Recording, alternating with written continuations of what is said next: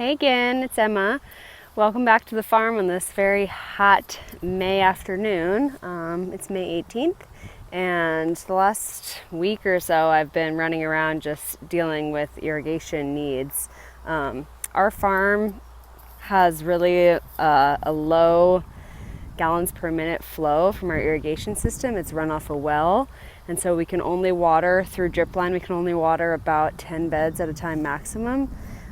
We do a lot of overhead watering with the system called mini wobblers, which basically they're like a mini overhead sprinkler, and they can water for our flow about 3 to 4 beds on either side of where the wobbler stands. So I'm going to show you what those pieces look like.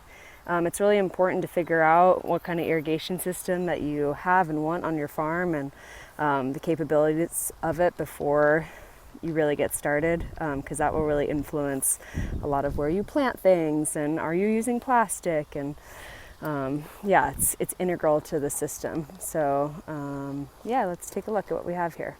So these are the mini wobblers I was talking about. You can see, might be a little hard to see, but we have the sprinkler heads on top here, and they kind of wobble around, so the water comes up through this tube. It comes up this smaller tube right here, and then because it's pretty high pressure, it sprays out of that top. And you can see we set it up so it waters, yeah, about 3 on each side, and then I don't have them every single spot that I need, so then I move this entire line over another 6 beds.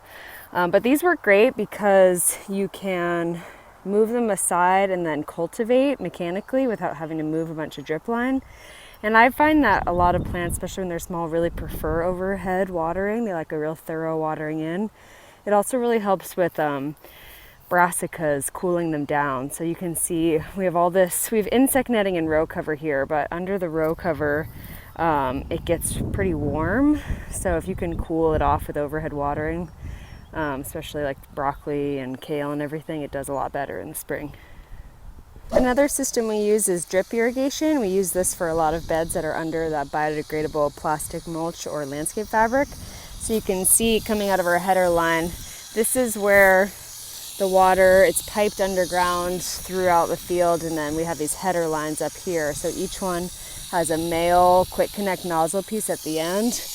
That's what I'm talking about. Right there.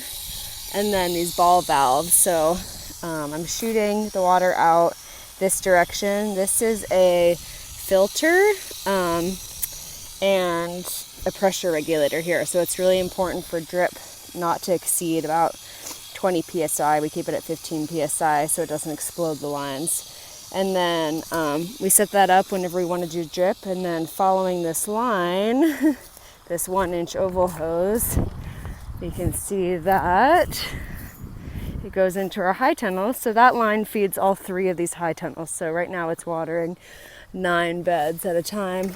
And here we are. Tomatoes are growing, peppers are growing. And then in each bed we have 2 lines. So you can kind of see where it's wet underneath.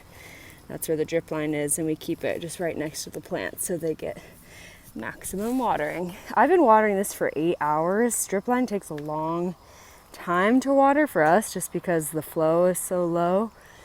But yeah, we've been doing about half and half so far with overhead and drip. And then I'm experimenting this year with also fertigating, so putting fertilizer in the drip lines and having it be pumped out to the plants.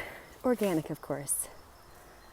So if you're really questioning what drip system you want, I would recommend calling the folks at Rainflow. They are super helpful, super knowledgeable about any and all irrigation systems, and you can kind of walk them through what you have in your setup, and they'll help you get set up with the best system that they think you should use.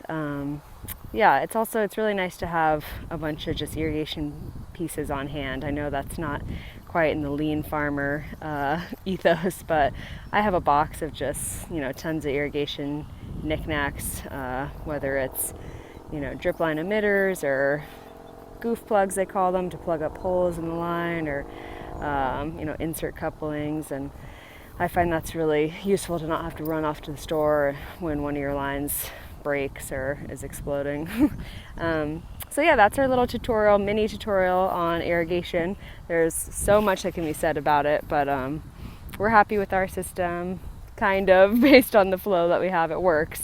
It's just a lot of puzzling together, what gets watered next. But spring has been super dry. There's no rain in the forecast. It's supposed to be near the 90s the next couple days, so we'll be running around and doing this, and I hope you guys are getting your crops watered in as well. Do a little rain dance.